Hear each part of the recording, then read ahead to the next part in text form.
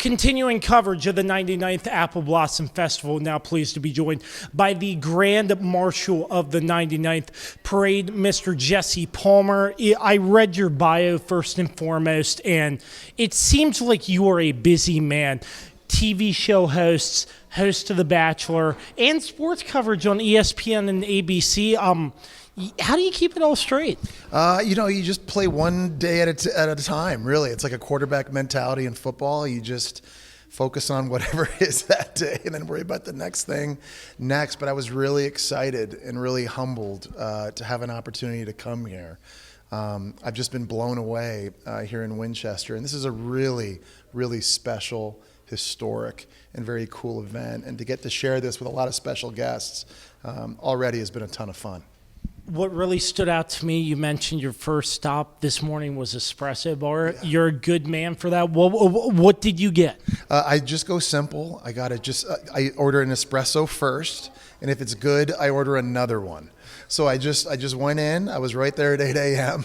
I'm a big coffee snob, and I will say the Espresso Bar does not disappoint. They do an outstanding job. I've actually just ordered another one that's on its way here right now, so I'm very excited.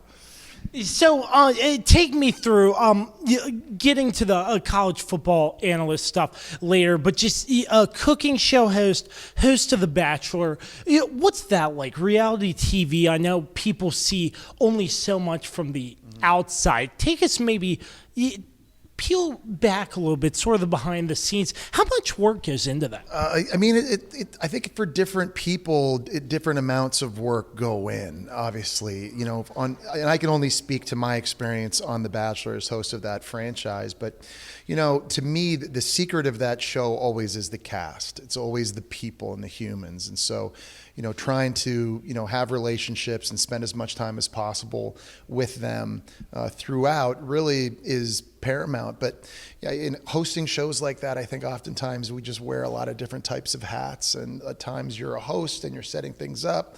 Other times you need to be an ear, a shoulder that they can lean on, someone to give advice, someone to cheer them up, someone to motivate, and sometimes someone to diffuse different things. So it's never the same. Not one season is like another, and a large part is because the people are always different. But the thing I love most about that show is the people, and it's the interactions and people trying to find love and really trying to help them accomplish that. For me, is the best part about that.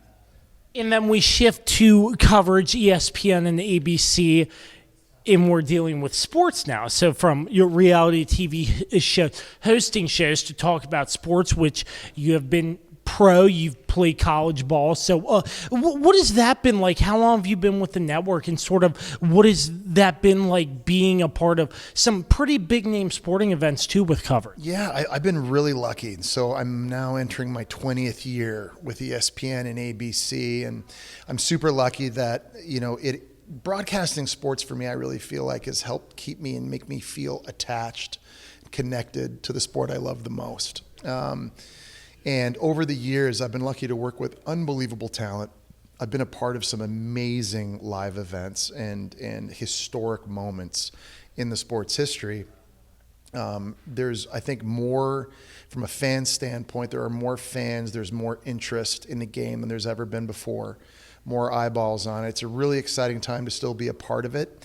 And it's also allowed me to keep a lot of relationships and connections with former players and teammates, coaches, as I get to see them around the landscape each and every college football season. So I've been extremely fortunate. And football, to me, really ultimately is my wheelhouse. That's sort of where I started in television, and it was from there that a lot of different opportunities kind of came from. But at the end of the day, that's really sort of my heart and where that is. And I've been very lucky to be able to do it as long as I have.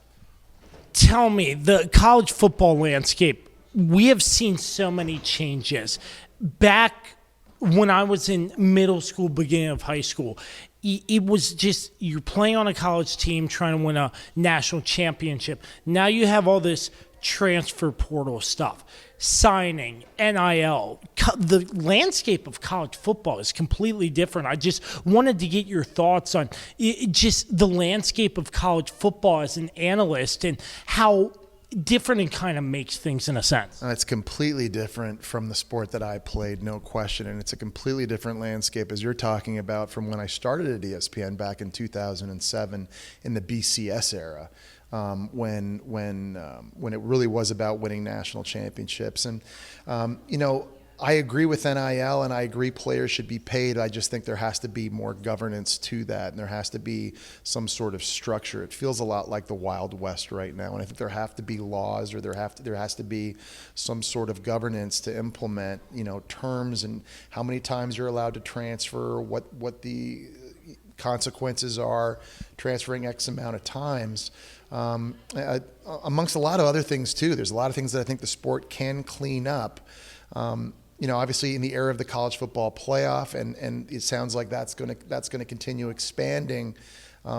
These things are going to keep changing more and more and more. It's an exciting time, no question about it. But I think for college football purists and people that have been watching the sport a long time, certainly I can understand the frustration. What do you think of this year's national title run for Kurt Signetti and the Indiana Hoosiers? Oh, really good. And if there were any doubters, obviously, heading into last year after last season, I don't think there are any more now. And the amazing part is, because of this era and because of the transfer portal and NIL, you lose a guy like Mendoza and you bring in Josh Hoover, who's an outstanding player. People hadn't seen TCU play. And I'm not saying he's going to be the first pick of next year's draft, but there may not be that much drop-off, and they've got a lot of really, really good players. They have a lot of talent. They're a physical team, as we know. They're built the right way. They're coached so well, and it just feels like the national championship still runs through Indiana. Someone's going to have to go and beat them.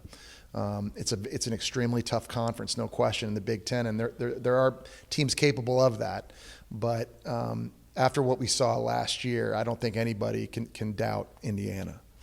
What do you think of Stephen Daly with Indiana?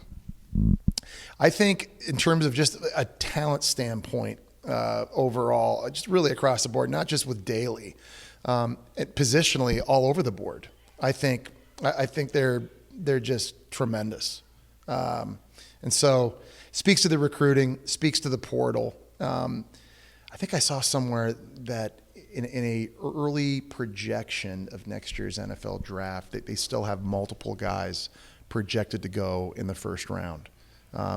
Maybe Daly's one of them.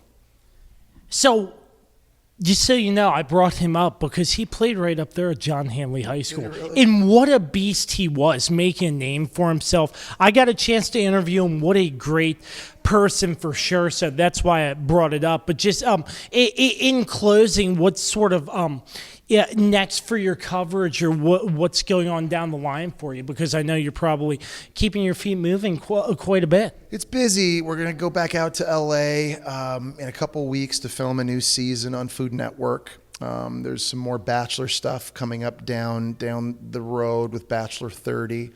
Obviously, college football right around the corner as well.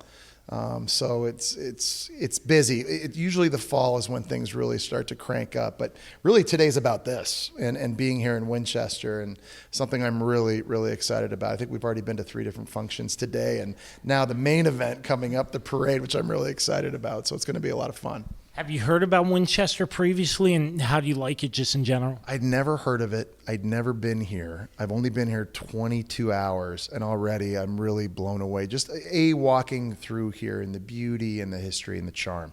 But I have to say the people here are absolutely wonderful, and that's really been the number one thing that's really stood out. I think that's what makes this event so great. So an honor and privilege to be joined by the Grand Marshal of the 99th Apple Blossom Festival, Jesse Palmer. He does hosting for Food Network cooking shows, The Bachelor, and amazing coverage on ESPN and ABC. Thank you so much for the time, and all the best. Thank you so much.